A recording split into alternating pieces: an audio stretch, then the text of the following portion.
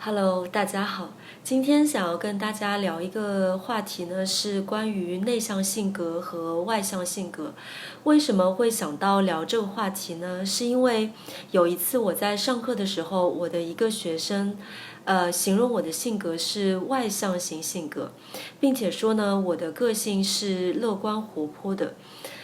当时呢，我有一点点惊讶，因为一直以来呢，我都认为自己的性格是偏内向型。那偏内向型的意思就是说，我的性格里面有外向的成分，但是总体来说还是属于内向型的性格。其实世界上大部分的人呢，都不会是100%的内向性性格，或者100%的外向性性格。有些人在不同的场合，他可能表现出不同的性格特征。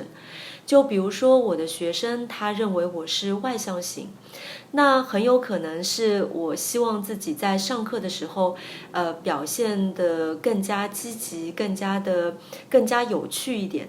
那这样呢，就比较容易拉近和学生的关系。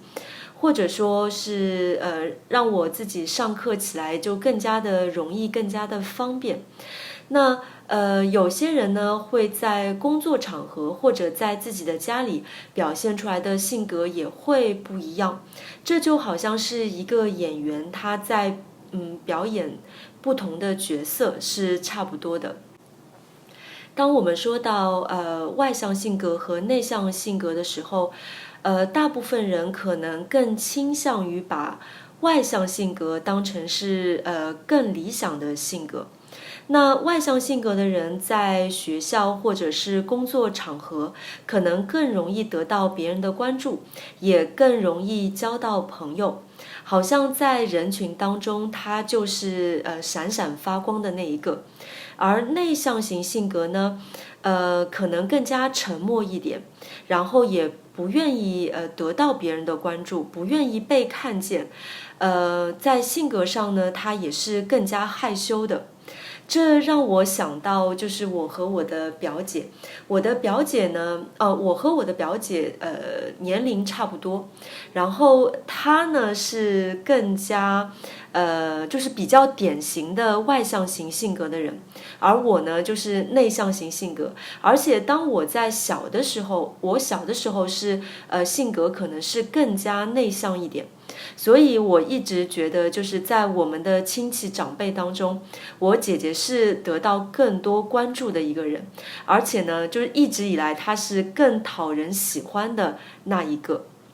在现实生活当中，你可能也会经常听到这样的描述，这个人工作挺努力的，就是性格比较内向。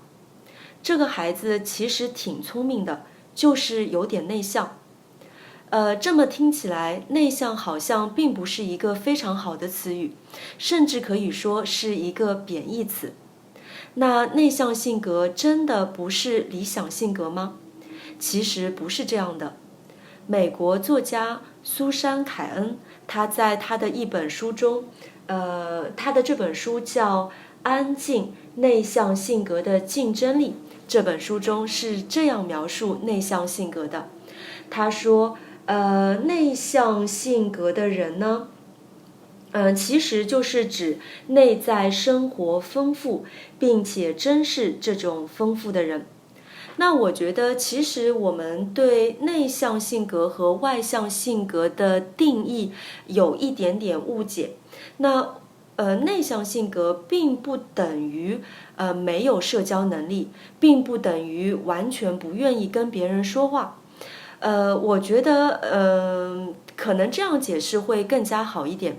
就是内向性格的人呢，他更愿意从内在汲取能量，而外向性格的人更愿意从外在或者是外部汲取能量。举个例子。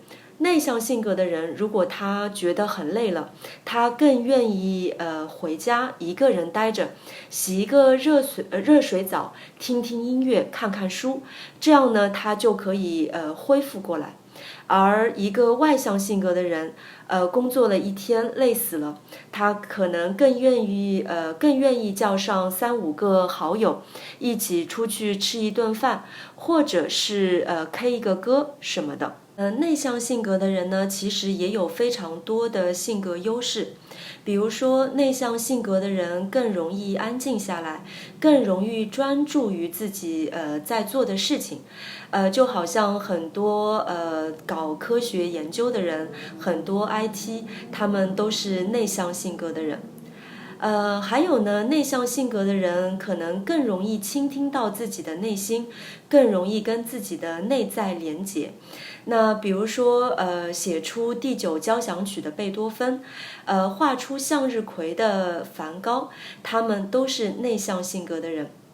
还有内向性格的人也更善于沟通，这一点可能跟大部分人想象的不太一样。如果我问你，内向性格的人更善于沟通，还是外向性格的人更善于沟通？可能大部分的人都会认为外向性格的人更容易沟通。那事实上是这样的吗？研究表明，内向性格的人更容易沟通。为什么呢？其实沟通并不在于滔滔不绝地表达自己，滔滔不绝地说，而更在于你是否懂得倾听。那内向性格的人呢，他们天生就是非常好的倾听者。所以说呢，内向性格和外向性格并没有好坏之分，而是各有优势。在苏珊·凯恩的那本书里面，他还提到一个非常有意思的现象，就是往往不能接受内向性格的人是内向性格者本身。什么意思呢？就是说，内向性格的人往往不能够接受自己的性格是内向的。这一点其实我有那么一点点感触，就是曾经有那么一段时间，我会有一点点嫉妒那些总是可以成为焦点的女生。我会自问我自己，为什么我就不可以成为那个特别受欢迎的人呢？但是好在现在我已经完全接受自己的个性，并且还觉得内向性格其实也是有那么一点点酷。就好像我的一个德国朋友，他这样描述我和我的姐姐。他说我的姐姐呢，就是第一眼就能被看见的人，但是我呢，我是属于那种需要有时间，需要花时间去发掘的人。但是一旦等到我被发现，其实我也是一个闪闪发光的人。所以呢，不管你的性格是偏内向还是偏外向，都请先接受它，并且欣赏它。因为从不同的性格当中，你都可以找到它的优势。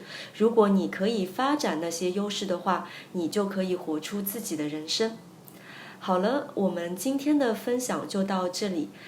你可以在 comments 里面告诉我，你的性格是内向型还是外向型呢？你喜不喜欢自己的性格呢？非常感谢你的收看，我们下一次再见。